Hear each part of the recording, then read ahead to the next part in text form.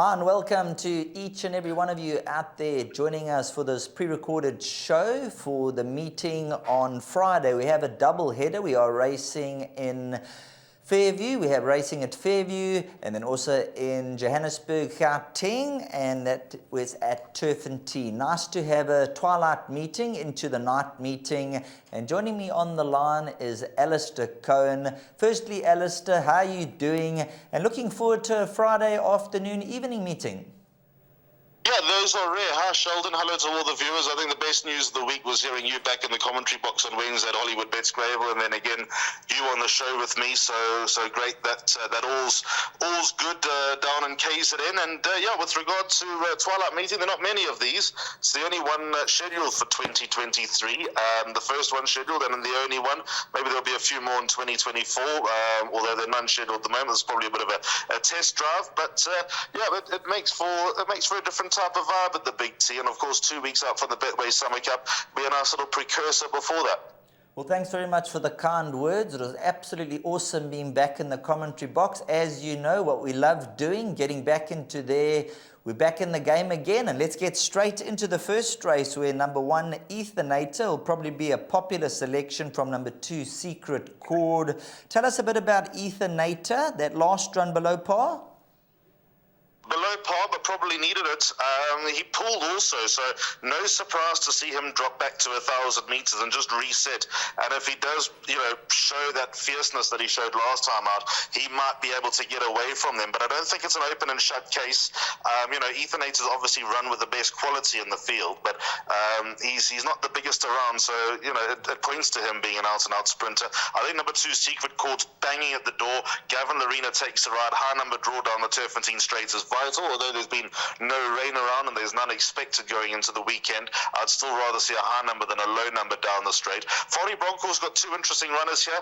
I don't know if they can win, but I know that he holds number 9, Enchanting Lady, in very, very high regard. The first run to Guy Gibson was excellent. Second run ran last, but that's because she had an issue coming out of that run, so she's been laid off. Now she's back and ready to go again. So don't ignore her chances completely, number 9, Enchanting Kathy. Kiss the Magic moved up to a point last time out. I don't expect her to win. In fact, I don't really expect her to get into the first 3, but I expect improvement is what I'm trying to say.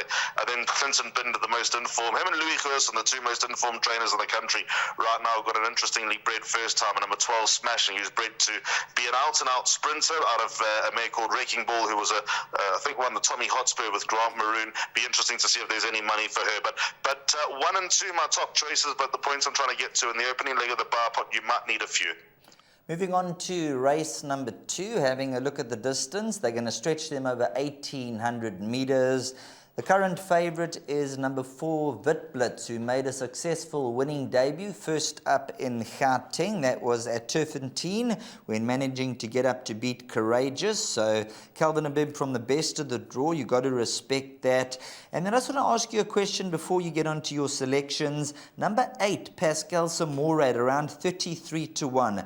Am I looking at a wrong horse, 5-time winner, maybe for the quartets at 33 to 1?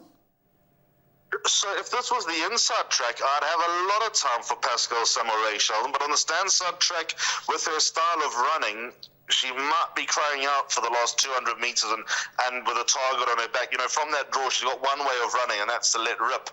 And climbing the hill on the Turffontein stand-side track with an 800-meter run, and that might catch her out. If you have a look at her overall record, she's had 1 win on the stand-side track. Mind you, that wasn't all that long ago when she went 1,000,000 miles an hour. That was, in fact, her most recent win. But I can see the logic in keeping her to the inside track, because that's just where she's most prolific. So perhaps an outside quartet chance, but she wouldn't be on my radar to win the race. If it was the inside track, she most definitely would be.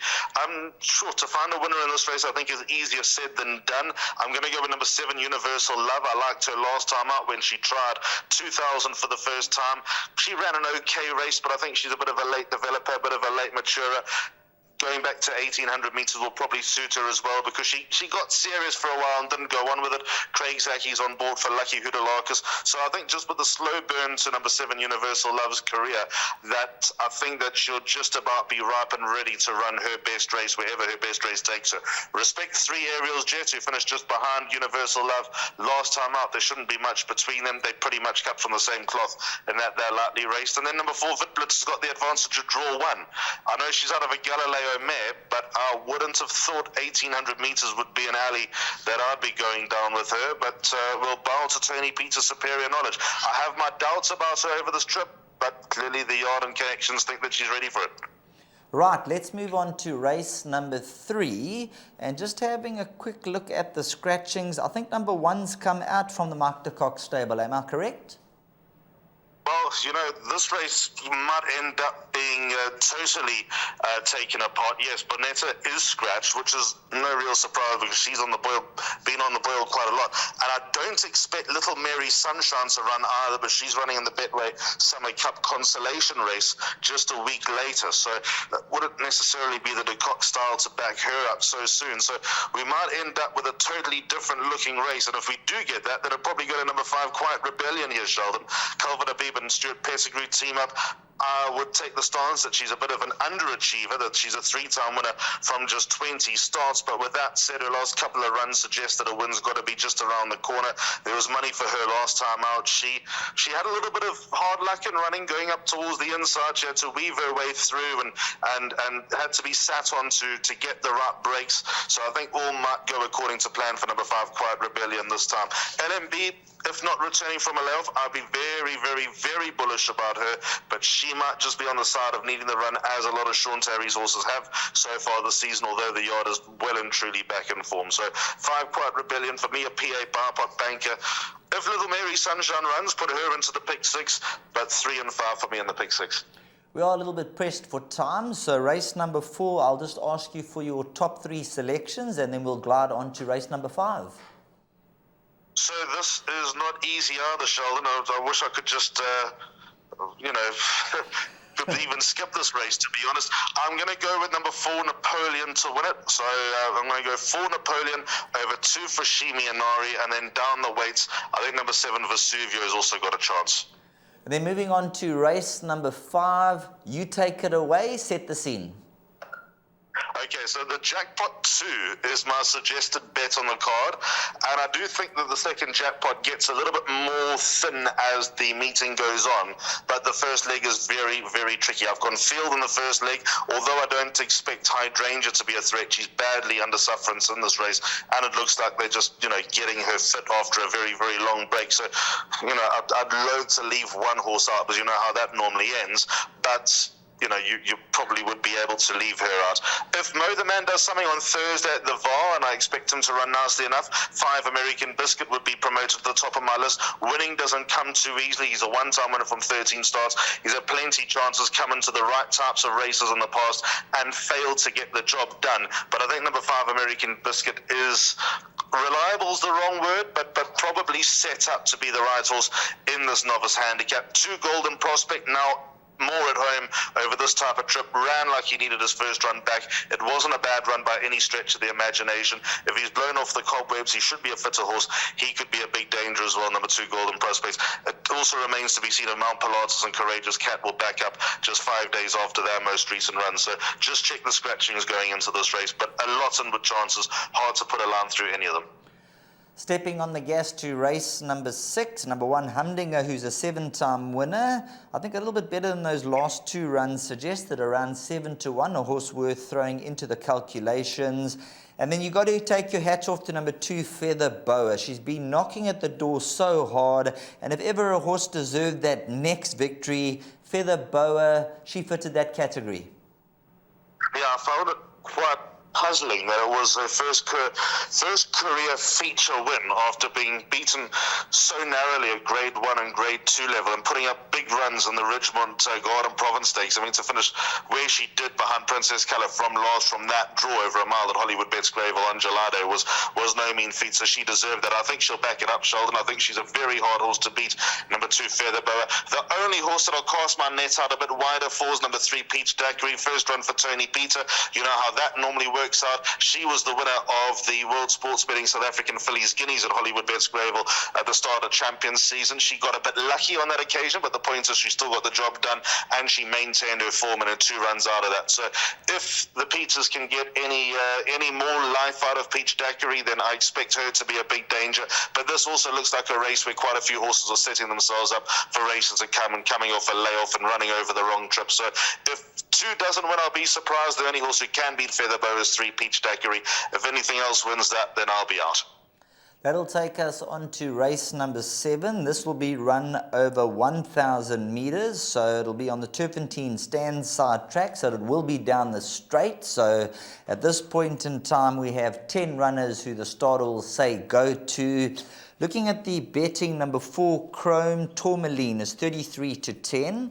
Number 10, Woman of Power is 4 to 1. And then you have number 2, Mist of Scotland, and number 5, Wings Within Me, finding slight support, 5 to 1 and 11 to 2.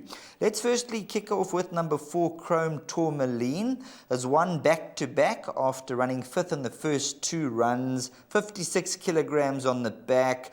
But I think this is going to be the race where we're going to test how good Chrome Tourmaline is. Quite right, Sheldon. She came from the clouds last time out on the Vaal Classic track. She was drawn ideally, but she had to weave her way through and make up ground from last, and the way that she did was so eye-catching. So there's something about number 4, Chrome Tourmaline, but as you say, this is now the big school for Chrome, or bigger school for number 4, Chrome Tourmaline. I believe she can win, but it certainly won't be an open and shut case with this daughter of Give Me the Green Light. I've got 4 horses in my jackpot. They are obviously 4, Chrome Tourmaline. 2, Mist in Scotland has to go in. I like to last run to Troppo Veloce.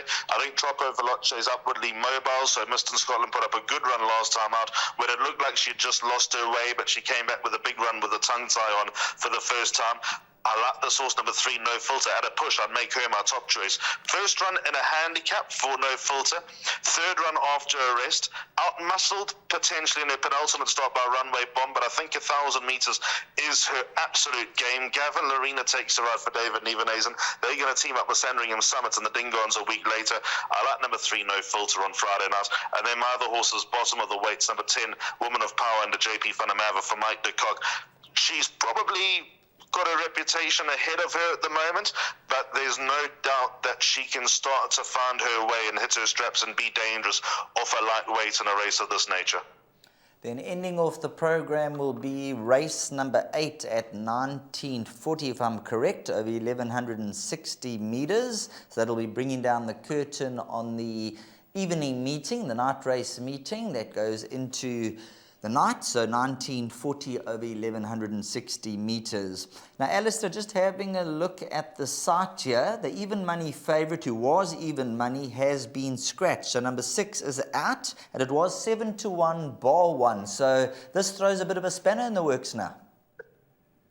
Does it make the race easier? I think it might, Sheldon. I mean, I liked Beemanesque. You has it like Beemanesque because his maiden win was out the top draw coming off a layoff. Obviously, the form at Hollywoodbets Scottsville to Sovereign States is one of the stronger maiden form lines in the country, never mind just in KZN. So he's been gelded. We'll have to wait for number 6, Beemanesque, but I think that now points everything into number 3, Fostanova. His last run to Zanovi. Zanovi was weighted an absolute good thing. I know Zanovi didn't run all that well on Sunday, but he can do that because of his well-documented breathing issues. High number draw down the straight. Diego de Gavea takes her out for Johan Janssen van Vuren. Good to see Johan keeping the faith at number 3, Fostanova. I found a lot of horses in this race probably not quite where they need to be. Cornwall's got to go into the play, but if you're looking for a replacement to my numbers, replace 6 with number 5, Cornwall. A good first run for the yard last time out behind Beaded Gown, but I'd also take the stance that Beaded Gown's a lot better horse than Fostanova. That Fostanova is a lot better horse than Beaded Gown. So for me, everything points to number 3, Fostanova. If he misses the frame, I'll be very surprised. There might be a few horses that you want to include for your pick 6s and your second jackpots, but now with the scratching of Beemanesque, I think it's advantage Van Vuren with Fostanova. Well, as this is the norm, thanks very much for all your input and the knowledge that you give out to all the viewers out there. Each and every meeting, we all try our best to give the best, and hopefully the horses run to their best. Your suggested bet for the day is the jackpot 2, so if you wouldn't mind just running through the selections as they come on screen.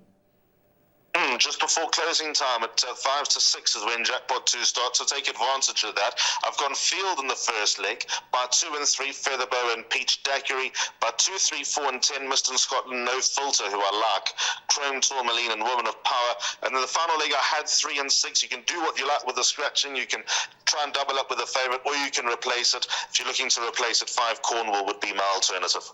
Super. Thanks very much, Alistair. Take it easy, and we'll chat to you shortly. Perfect. Thanks, Sheldon. Appreciate it. So all the punters have a great Friday. It's a bumper Friday going into the weekend as well. So enjoy what's to come. Alistair said it all, so we're going to wrap up the show. Best of all, a double header, and to all the punters out there, hopefully a successful day and evening racing. All the best to you, and hopefully you end up in the winner's enclosure.